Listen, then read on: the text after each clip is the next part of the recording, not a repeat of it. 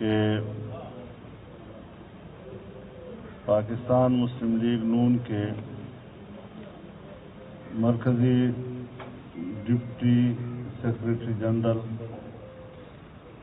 جو ماضی میں صوبے کے سیکرٹری جنرل بھی رہے ہیں، جناب رحمت سلام صاحب، ضلع کرک سے ان کا تعلق ہے، وہ وہاں کے زیر ناظم بھی رہے ہیں اور ضلع کرک کے عمائدین کے بڑے وفد کے ساتھ یہاں تشریف لائے ہیں، تو وہ آج باضابطہ جمعیت علماء اسلام میں کا اعلان کرنا چاہتے ہیں۔ میں ان کو خوش آمدید بھی کہتا ہوں اور ان کو دعوت دیتا ہوں کہ وہ یہاں مائک پہ آ کر اپنے اس فیصلے کا اعلان فرمائیں۔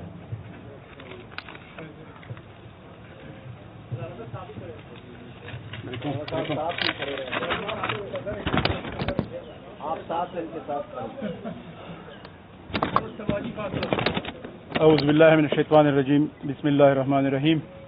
محترم قائد جمعیت حضرت مولانا فضل الرحمان صاحب، قائدین کرام اور میرے پریس کے بھائیوں اور میرے ساتھ آنے والے میرے ساتھی، السلام علیکم۔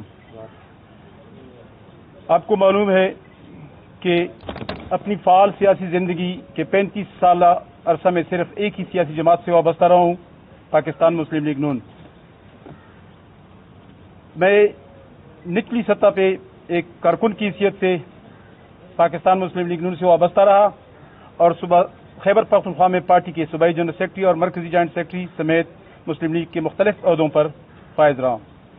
میں مشرف امریت سمیت تمام سرد و گرم میں ہر دباؤ اور لالچ کو ٹکرا کر پاکستان مسلم لیگ نون سے وابستہ رہا۔ میں 2005 کے بلدیاتی انتخابات میں صوبہ خیبر پختونخوا کے اہم جنوبی ضلع کرک سے ڈسٹرکٹ ناظم رہا اور مسلم لیگ نون کا پاکستان میں دوسرا اور خیبر پختونخوا میں واحد ڈسٹرکٹ ناظم تھا پارٹی کا تاج، جس نے قیادت کا ساتھ نہیں چھوڑا۔ میں پاکستان مسلم لیگ نون کی قیادت خصوصاً میاں نواز شریف صاحب اور جناب شہباز شریف صاحب کا بھی شکر گزار ہوں کہ انہوں نے پارٹی کے مختلف عہدوں پر مجھ ناچیز پر اعتماد کیا۔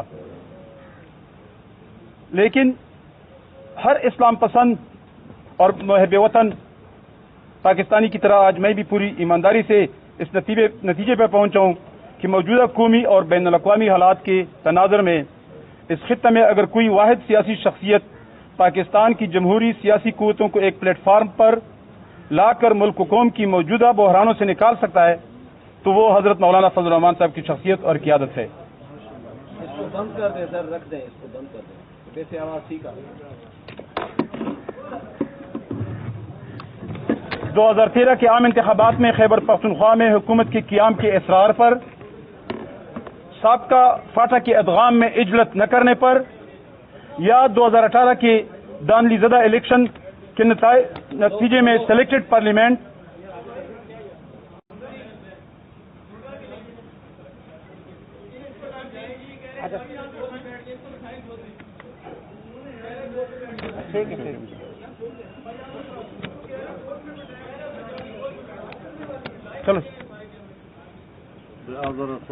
سلیکٹڈ پارلیمنٹ اور سلیکٹڈ حکومت کے قیام کو مسترد کرنے کی تجویز پر تھی، ہر موقع نے قائد جمعیت کی شاندار قائدانہ صلاحیتوں میں بے پناہ سیاسی بصیرت اور بے مثال تدبر کو ثابت کیا ہوا ہے۔ حضرت مولانا فضل الرحمان صاحب ملک کے موجودہ منظرنامہ میں نہ صرف پاکستان کی حقیقی اپوزیشن ہے بلکہ وہ اسلامی جمہوریہ پاکستان کی بنیادی اساس یعنی اسلام کے علمبردار، جمہوریت کی سربلندی کے داعی اور عوامی مسائل کے حل کے لیے ایک فلاحی اسلامی ریاست کے لیے اس خطہ کے عوام کی امیدوں کا مرکز ہیں، جس کو نہ تو کوئی جبر اور دباؤ جھکا سکا اور نہ ہی کوئی لالچ خرید سکا۔ وہ مشکل سے مشکل حالات میں جس جرأت، بہادری اور دلیری سے ملک و قوم کی امنگوں کی ترجمانی کر رہے ہیں، اس نے ملک کے کروڑوں عوام کی طرح مجھے بھی ان کا گردیدہ بنا لیا۔ خاص کر آزادی مارچ میں ان کے کردار یا ان کے حوصلے یا انہوں نے جو اپنی قائدانہ صلاحیتیں دکھائی، آج کے نازک حالت کا تقاضا ہے کہ ہر اسلام پسند محب وطن پاکستانی اعلیٰ مقاصد کے حصول کے لیے حضرت مولانا فضل الرحمان کی دست و بازو رہے۔ یہی وجہ ہے کہ میں پاکستان مسلم لیگ نون سے اپنے 35 سالہ سیاسی تعلق اور عہدوں کو خیرباد کہتے ہوئے حضرت مولانا فضل الرحمان کی قیادت میں جمعیت الاسلام میں ایک ادنیٰ کارکن کی حیثیت شمولیت کا اعلان کرتا ہوں، اور حضرت مولانا فضل الرحمان صاحب اور جمعیت العلماء اسلام کے قائدین اور کارکنان کو یقین دلاتا ہوں کہ اس عظیم مشن کی تکمیل کے لیے تن من دن سے اپنی تمام تر صلاحیتیں اور توانائیاں بروئے کار لاؤں گا۔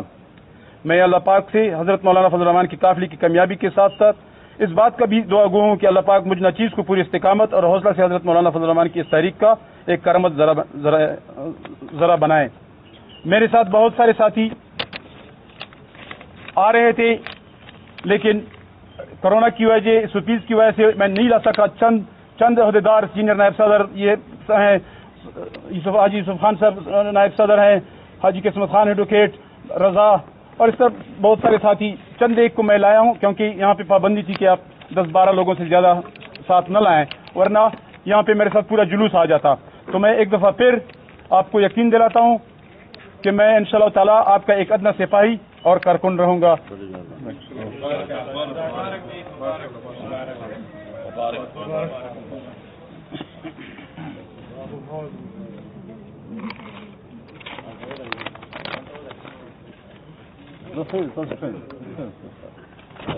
مائک کی آواز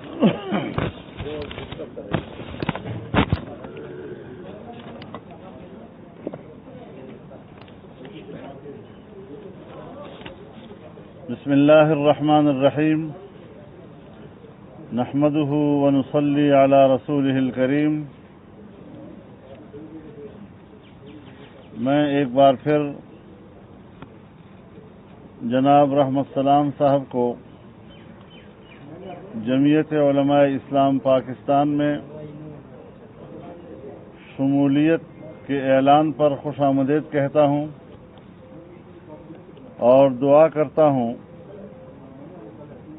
کہ ان کا یہ فیصلہ اللہ کے دین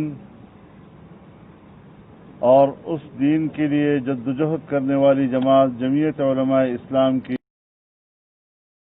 کا ذریعہ بنے اور اس کے مشن اور تحریک کو آگے بڑھانے کا سبب بنے۔ اللہ تعالی ہماری اس امیدوں کو پورا فرمائے۔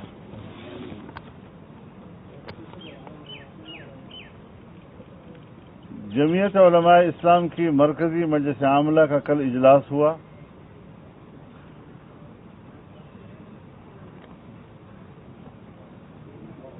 بہت سے مسائل پر غور و خوض ہوا اور اس حوالے سے جو فیصلے ہوئے ہیں میں آج اس پریس کانفرنس کی وساطت سے قوم تک اپنا فیصلہ پہنچانا چاہتا ہوں۔ کورونا کی وجہ سے ایک لمبے تعطل کے بعد ہم پہلی مرتبہ یہاں اسلام آباد میں پریس کانفرنس کر رہے ہیں۔ صحافی برادری سے ہم مل رہے ہیں اور محدود پیمانے پر اپنی سیاسی سرگرمیوں کا آغاز کر رہے ہیں۔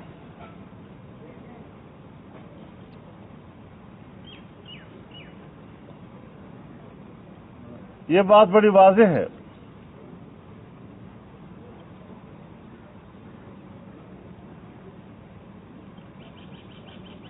کہ اقتصادی پالیسیاں ہوں، بین الاقوامی تعلقات کا معاملہ ہو، لوگوں کی بے روزگاری کا مسئلہ ہو،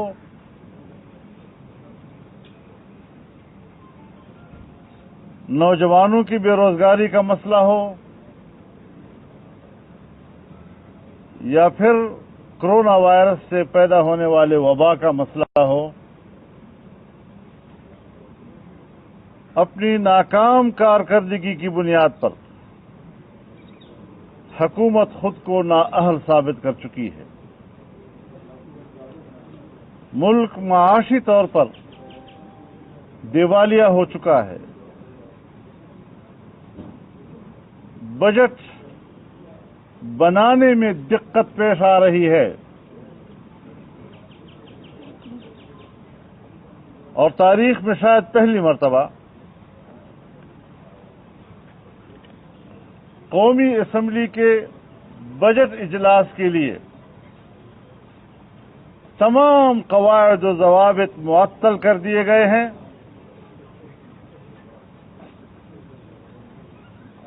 محدود پیمانے پر اراکین پارلیمنٹ کو ایوان میں بیٹھنے کی اجازت دی جا رہی ہے. یہاں تک کہ کٹوتی کی تحریکات جو اپوزیشن کا حق ہوا کرتا ہے اسی بھی متعلقہ محکمہ کمیٹی روم میں سنے گا اور ایوان میں اس پر بحث نہیں ہوگی.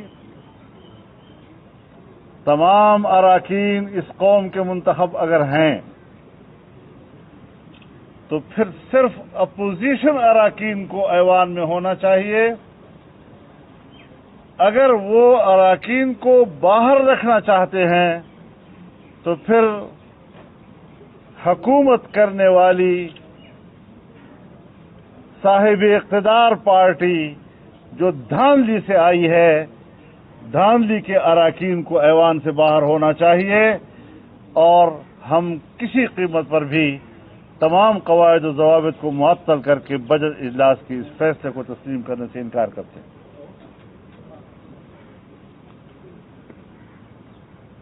یہ سب کچھ اس لیے کیا جا رہا ہے تاکہ ایوان ناکام بجٹ کے اوپر بحث نہ کر سکے, اس کی ناکامیوں اور کمزوریوں کو اجاگر نہ کیا جا سکے. یہ حربے اب نہیں چلیں گے.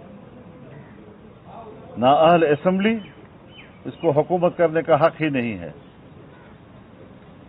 اخلاقی طور پر اگر ان میں جرت ہے تو وہ اعتراف کر لیں اور حکومت سے مستعفی ہونے کا اعلان کر دیں.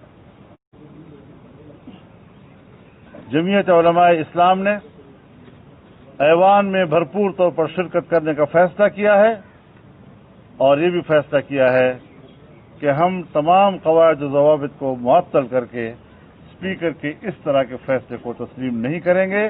تمام اراکین ہمارے وہ عوام کے نمائندہ ہیں اور وہ عوام کی نمائندگی کا حق ادا کریں گے.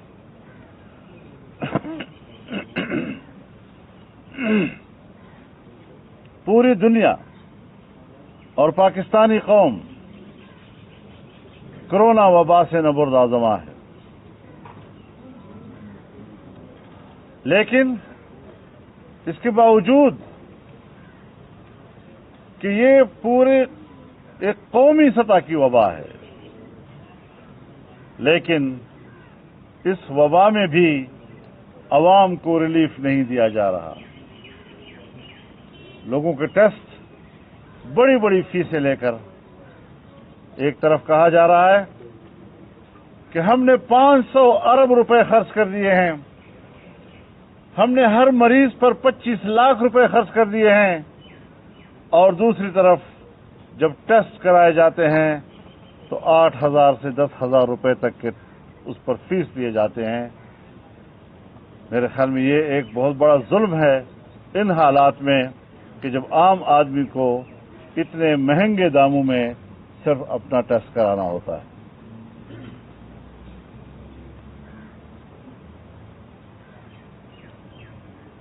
اس کے ساتھ ہی بیماری تو بیماری ہے, بیماری تو ہر دور میں ہوتی ہے, انسان سے وابستہ ہے. آج بھی 22 کروڑ عوام کے اندر روزمرہ کے وفات اموات کی شرح بہت بڑی ہوتی ہے. 4,500 لوگ پورے ملک میں عام طور پر اموات کی شرح ہے.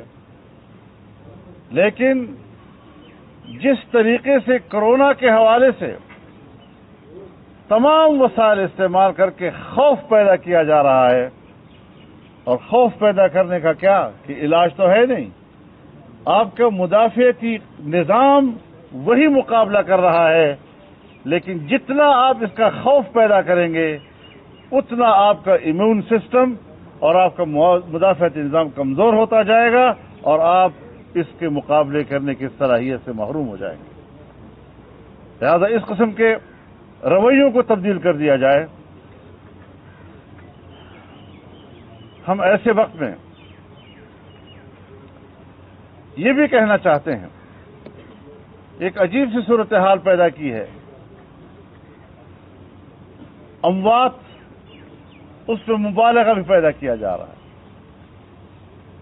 دل کا مریض ہے، فوت ہو گیا، کورونا کی وجہ سے فوت ہو گیا. گردوں کا مریض ہے، فوت ہو گیا، کورونا سے فوت ہو گیا. جگر کا مریض ہے، فوت ہو گیا، کورونا سے فوت ہو گیا.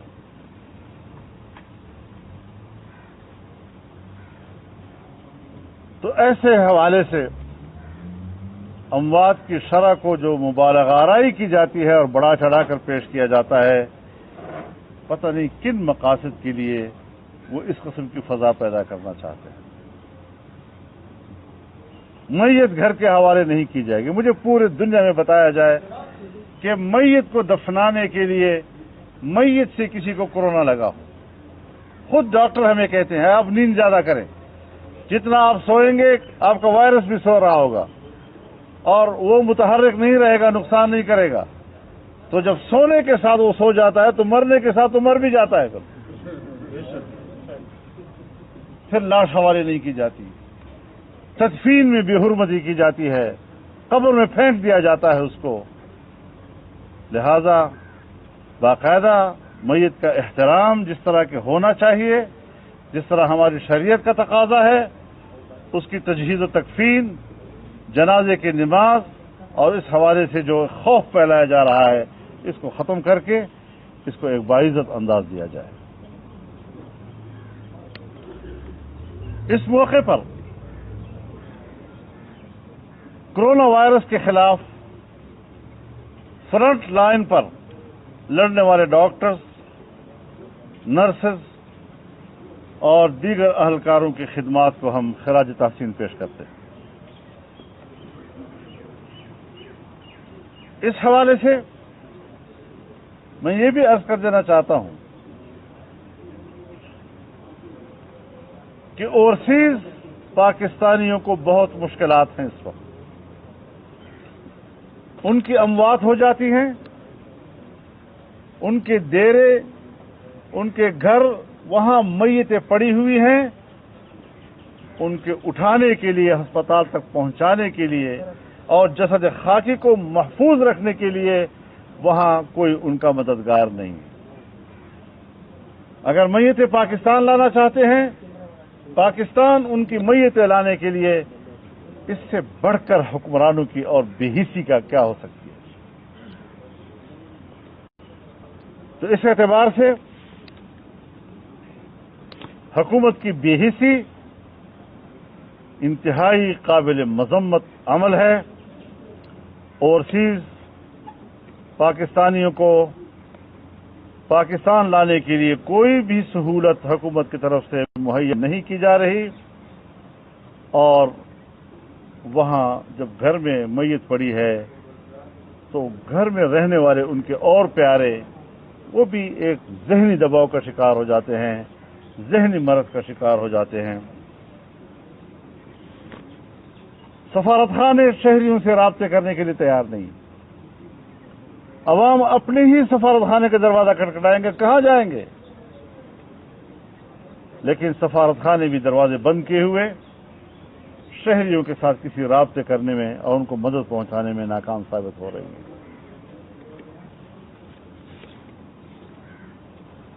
اس حوالے سے اوورسیز پاکستانیوں کے جو مطالبات ہیں، ان کی جو مشکلات ہیں، اس حوالے سے پوری حمایت کرتی ہے اور پورے ریاست نظام کو اس اہم ذمہ داری کی طرف متوجہ کرتی ہے جس حوالے سے حکومت اب تک مکمل ناکامی اور نااہلی کا بت بنی ہوئی ہے۔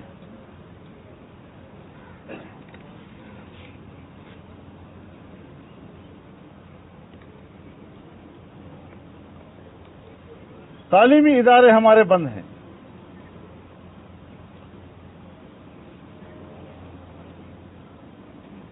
جس طرح سرکاری ادارے بند ہیں، جو ہی یہ وائرس پاکستان آیا تو دینی مدارس نے اپنی تعلیمی سرگرمیاں بند کر دی۔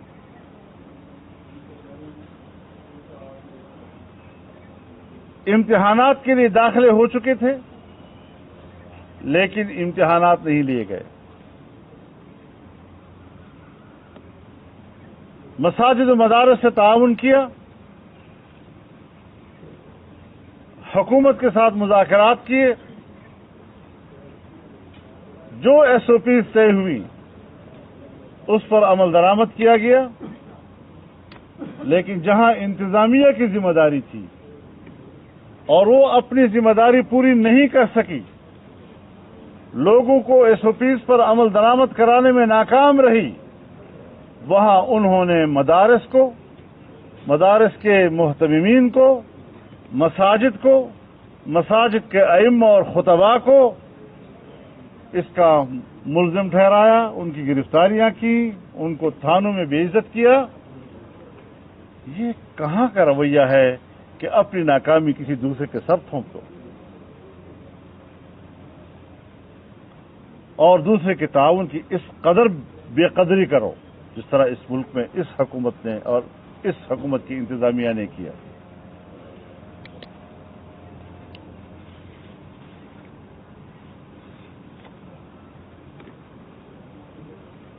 اب سوال یہ ہے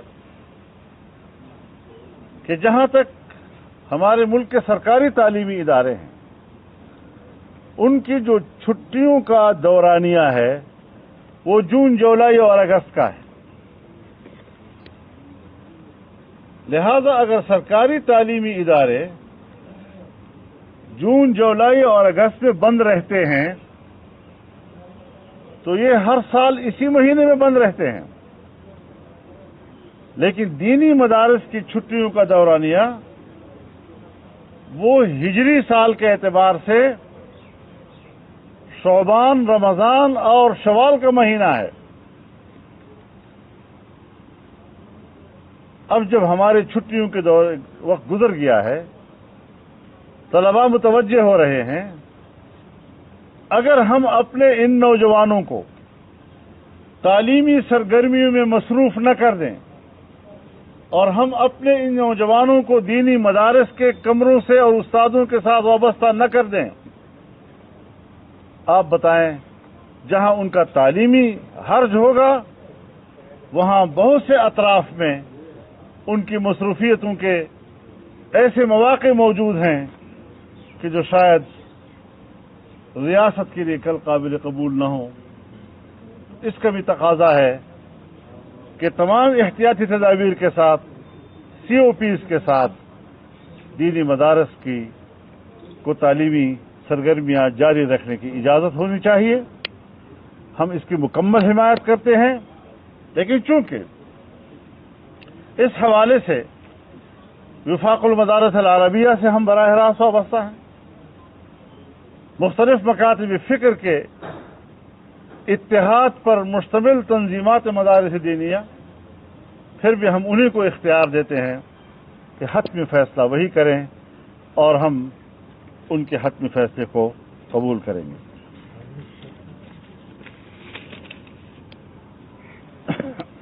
اسی طریقے سے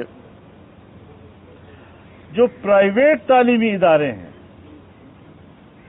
سکولز ہیں، کالجز ہیں، بلکہ یونیورسٹیاں ہیں، جو بچوں سے فیس لیتے ہیں اور وہ فیس لے چکے ہیں، لیکن اگر وہاں پر تعلیم نہیں ہوگی تو پھر صرف یہ نہیں کہ طالب علم کی تعلیم کو حرج ہوگا بلکہ وہ ادارے ہی بند ہو جائیں گے.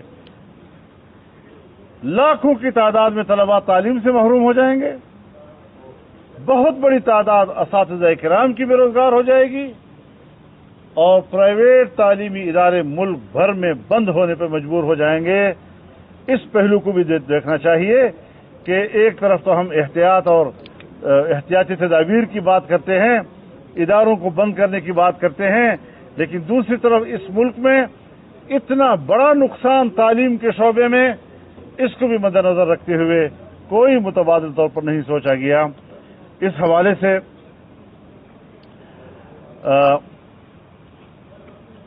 ہم تعلیمی اداروں کو تعلیمی سرگرمیاں شروع کرنے کی حمایت کرتے ہیں اور مطالبہ بھی ہے کہ ان کو اجازت دی جائے اور اس مرحلے پر احتیاطی تدابیر اختیار کرنے کی مکمل حکمت عملی وضع کی جائے.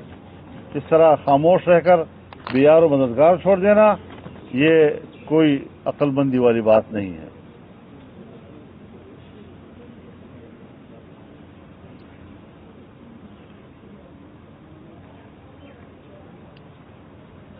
ملک بھر کے تاجر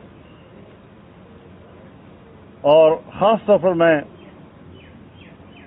مرکزی تنظیمی تاجران پشاور اور دیگر جو تاجر تنظیمیں 2 روز پہلے وہاں پشاور میں جمع ہوئی تھی اور مجھے انہوں نے دعوت دی، میں ان کے اس اجتماع میں شریک ہوا. میں نے ان کے کرب کو سنا. یقیناً ان کے جو مطالبات ہیں وہ حق بجانب ہیں، ہم ان کی حمایت کرتے ہیں. چھوٹے تاجر کورونا وائرس کے پھیلنے کو روکنے والے اقدامات سے بری طرح متاثر ہوئے ہیں.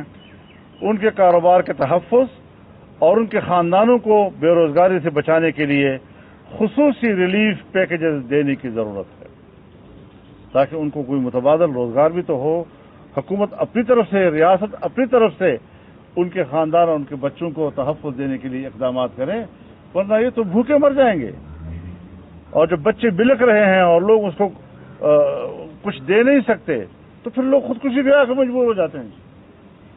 تو ایسی صورتحال میں پھر اس کے علاوہ ایک خاص بات جو سامنے آئی ہے کہ چمن بارڈر کو سیل کیا گیا ہے. افغانستان سے یا ایران کے ساتھ ہمارے اور بھی راستے ہیں جو کھلے ہیں، بارڈرز کھلے ہیں، تجارتی راستے کھلے ہیں. چمن بارڈر سے بھی وہاں کے مقامی آبادی کا کاروبار وابستہ ہے اور ان علاقوں کے عوام بری طرح ان کا کاروبار متاثر ہوا ہے، ہو رہا ہے. ضروری ہے کہ جس طرح تفتان بارڈر کھلا ہے، یہاں ہمارا تورخم بارڈر کھلا ہے، اسی طرح چمن بارڈر بھی اس کو بھی کھول دیا جائے تاکہ وہاں کی مقامی آبادی کی جو مشکلات ہیں وہ دور ہو سکیں.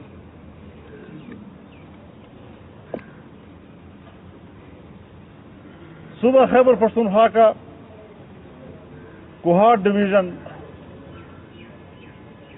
یہ وہاں پر آئل اینڈ گیس کے کمپنیوں کے ظلم و جبر کا شکار ہے اور وہاں پر عوام کے ایک بڑے گرینڈ جرگے نے 15 جون کو اس کے خلاف مظاہرہ کرنے کا اعلان کیا ہے. یہ یہاں کے جس علاقے کی جو پیداواری صلاحیت ہے اس اپنی پیداواری صلاحیت پر وہاں کے عوام کا حق ہوتا ہے. ہم سمجھتے ہیں کہ عوام کا یہ احتجاج حق بجانب ہے اور ہم اس کی حمایت کا اعلان کرتے ہیں. اسی طریقے سے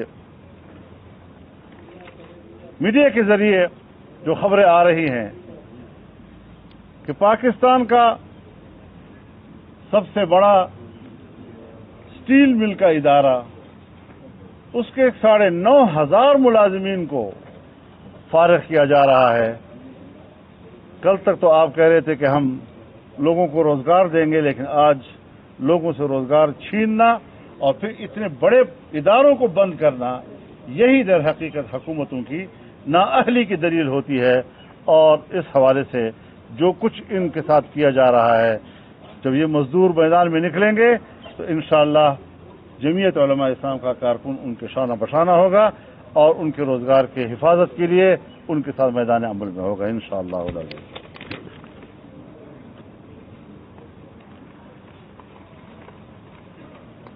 हम बारहा इस बात का जिक्र कर चुके हैं कि जैसे इस हुकूमत का एजेंडा ही ये है कि किसी तरह इसराइल को तस्लीम किया जाए,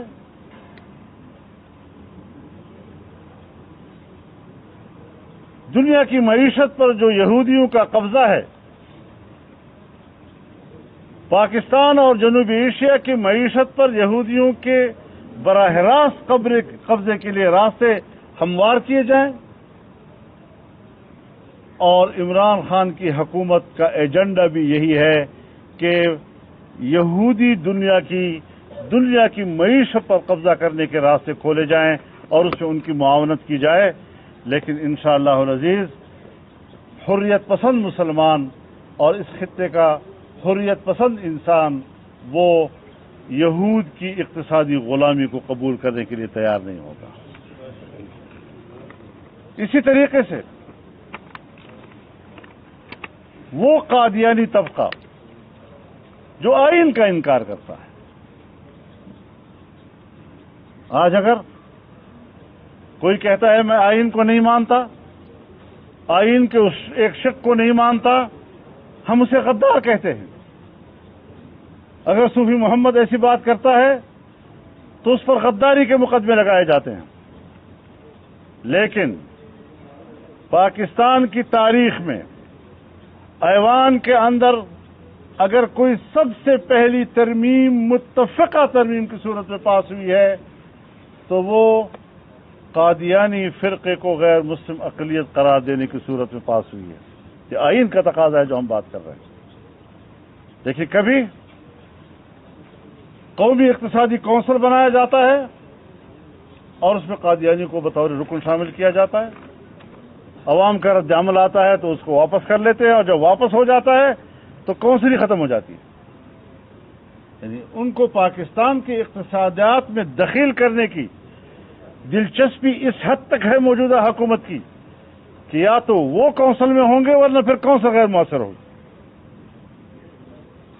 आज फिर जब अक़लियती कमीशन बना तो फिर उन्होंने उसमें कादियानी को उसका मेंबर बनाया। यकीनन उस पर एक रद्द-ए-अमल आया और उनको ये फैसला वापस लेना पड़ा। लेकिन साथ साथ हमारे स्कूलों में, तालीमी इदारों में निसाब में तब्दीली की कोशिश की गई ताकि नई नस्ल वो खत्म नबूवत के अकीदे से जाहिल रहे, उसको पता ही ना हो कि हमारे इस्लाम के अंदर अकीदे खत्म नबूवत का मकाम क्या है। तब्दील करते हैं, फिर वापस ले लेते हैं, लेकिन उसकी ज़हनियत का अंदाज़ा तो लग जाता है कि हुकूमत की अपनी ख्वाहिश क्या है। लिहाजा इस हवाले से भी कौम को जागे रहना चाहिए। हमारे ईमान का तकाजा ये है कि हम उस मुल्क के निज़ाम तालीम को मुकम्मल इस्लामी बनाएं और नई नस्ल के एतकादात की सही रुख पर तरबियत करें, उनको तालीम दें, और मुल्क की निज़ाम में आइन के बागियों के लिए हमारे पास कोई गुंजाइश नहीं होनी चाहिए।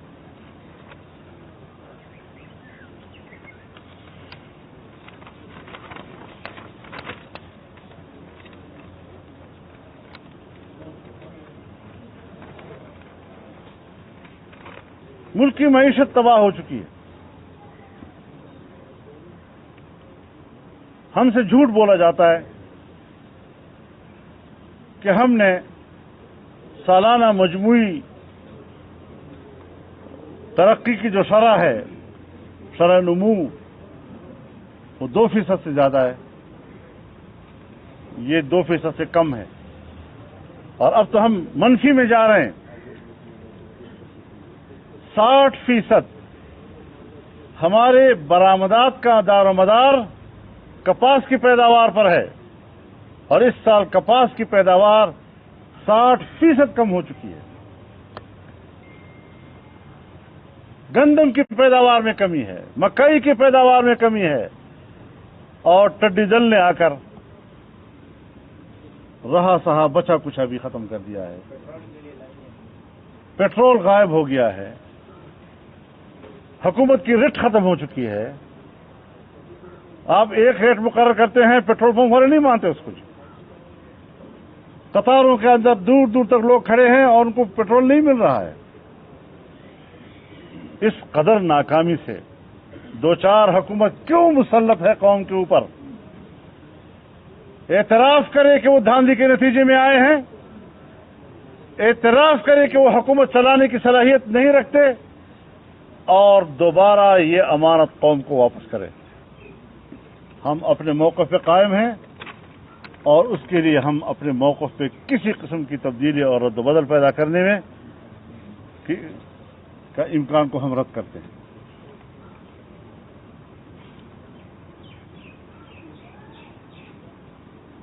خود اعلان کیا کہ جی ہم صارفین کے بل 3 ماہ کے معاف کر دیں گے، ایسی بات کر لی اور ابھی تک معاف نہیں کیے جا رہے۔ تو پبلک اس وقت انتہائی دباؤ میں ہے، اس لیے ہم نے عوامی مسائل پر توجہ مرکوز رکھی ہوئی ہے۔ میں اپنی ساری گفتگو جو آپ سے کر چکا ہوں، عام آدمی کی مشکلات اس وقت ہمارے مد نظر ہیں، اس پر ہمیں یکجہتی کا مظاہرہ کرنا چاہیے۔ اپوزیشن جماعتوں کو اس حوالے سے اپنا بھرپور کردار ادا کرنا چاہیے۔ آج میں پریس کانفرنس میں افسوس کے ساتھ کہتا ہوں کہ اپوزیشن جماعتیں وہ کردار ادا نہیں کر رہی ہیں جس کا قوم ان سے توقع اور امید رکھتی تھی یا رکھ رہی ہیں۔ ہاں، جمعیت علماء اسلام اس حوالے سے اپنی جدوجہد جاری رکھے گی، عوام کے شانہ بشانہ ہوگی، اور انشاءاللہ اس مشکل سے قوم کو نکالنے کے لیے اپنی تمام تر توانائیاں بروئے کار لائیں گی۔ اس دوران میں جیسے یہ کورونا آیا ہے، ہمارے بہت سی محترم اور پیارے اور مخلص ساتھی دنیا سے چلے گئے ہیں۔ ہمارے صوبائی اسمبلی بلوچستان کے ممبر، سابق گورنر بلوچستان سید محمد فضل آغا صاحب، ہمارے قومی اسمبلی کے اورکزئی علاقے سے ممبر قومی اسمبلی جناب حاجی منیر آفریدی صاحب اورکزئی صاحب، اور مولانا صدر عبد الرحمان صاحب، ہمارے بڑے بزرگ جو مانچسٹر میں رہتے تھے، علامہ خالد محمود صاحب جو ہمارے شرعی عدالت کے جج بھی رہے ہیں۔ اسی طرح لاہور میں ہمارے صوفی محمد صغیر صاحب، چودھری امتیاز قمر صاحب، راشد اقبال صاحب، دارالعلوم دیوبند کے شیخ الحدیث مولانا سعید پالنپوری صاحب، مستونگ کے مولانا عبدالعزیز صاحب، اور اس طرح بہت سے ہمارے ساتھی ان دنوں میں وفات پا چکے ہیں۔ سب کے لیے ہماری دعا ہے کہ اللہ تعالیٰ ان کی مغفرت فرمائے، ان کے اہل و عیال کو اللہ صبر جمیل عطا فرمائے، اور جنت میں ان کو اللہ تعالیٰ اعلیٰ مقام عطا فرمائے۔ وآخر دعوانا ان الحمدللہ رب العالمین۔ یہ فرمائیں کہ اپوزیشن جماعتوں کے ساتھ کوئی رابطے بڑھانے کا کوئی فیصلہ کیا ہے، اس پہ کوئی غور کر رہے ہیں کہ نون لیگ پیپلز پارٹی کی قیادت سے رابطہ کرے دوبارہ سے، 18ویں ترمیم اور انرجی ایوارڈ کے بعد کیا ہے؟ جی، اس میں کوئی شک نہیں ہے کہ رابطوں کی بھی ضرورت ہے، باہمی مشاورت کی بھی ضرورت ہے۔ میرے شہباز شریف صاحب سے بھی رابطہ ہوا ہے، اور میں چاہتا ہوں کہ لیڈر آف دا اپوزیشن کی حیثیت سے ان کو میں یہ ضرور عرض کروں کہ وہ تمام اپوزیشن پارٹیوں کو رابطے میں لا کر ایک مشترکہ حکمت عملی کی طرف جائیں۔ مولانا صاحب یہ فرمائیں کہ یہ دلچسپ اتفاق نہیں ہے، آپ بھی کہہ رہے ہیں، تاجروں کی بھی آپ نے حمایت کی، ادارے تاجر تو کہہ رہے ہیں نا کہ کوئی بند نہیں ہونی چاہیے، ہر چیز کھلی ہونی چاہیے۔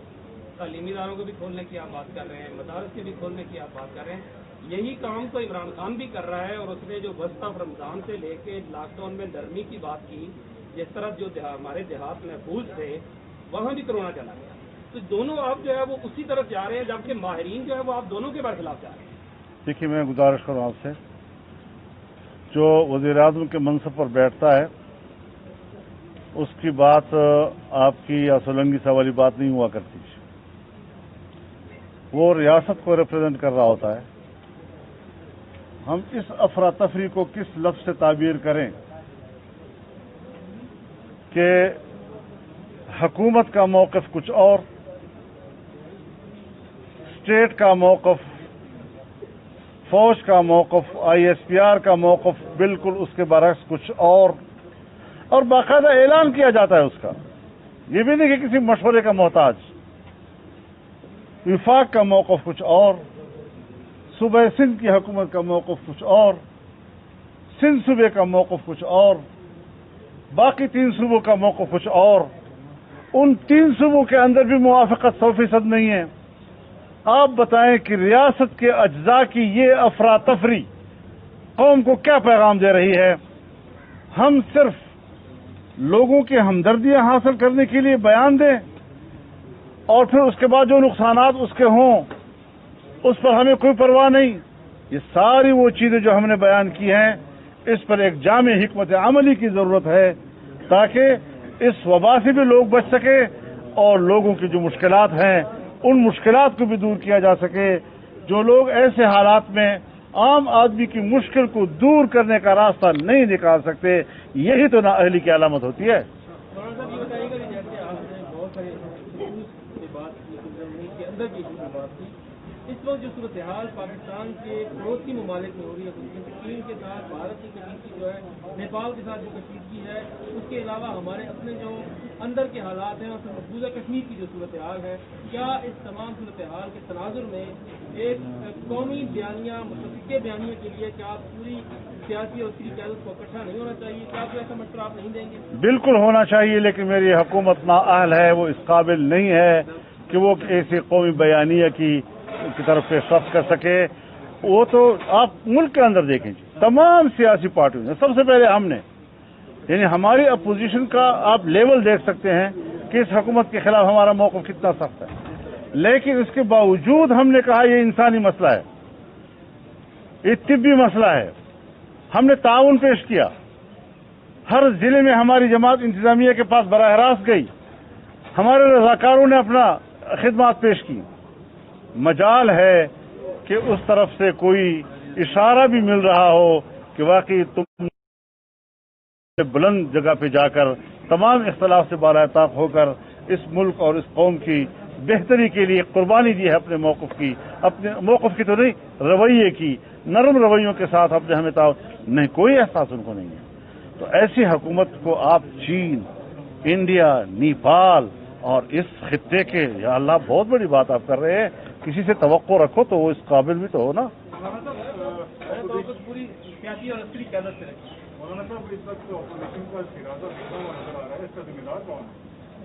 میرے خیال میں اس وقت ہمیں ذمہ دار پر بحث نہیں کرنی چاہیے، ورنہ ذمہ دار مجھے معلوم ہے کون نہیں ہے، لیکن میں اس پر بات نہیں کرنا چاہوں گا۔ مولانا عبدالواسع صاحب نے جو ہے وہ اسمبلی میں بتایا ہے، وہ پھر عبدالواسع سے آپ بات کر لیں گے۔ خدا حافظ جی، مہربانی۔ بھائی صحافی حضرات کے لیے چائے کا انتظام کیا گیا ہے، پیچھے بھی یہاں الٹے ہاتھ پہ بھی صحافی حضرات بات تشریف لے آئے۔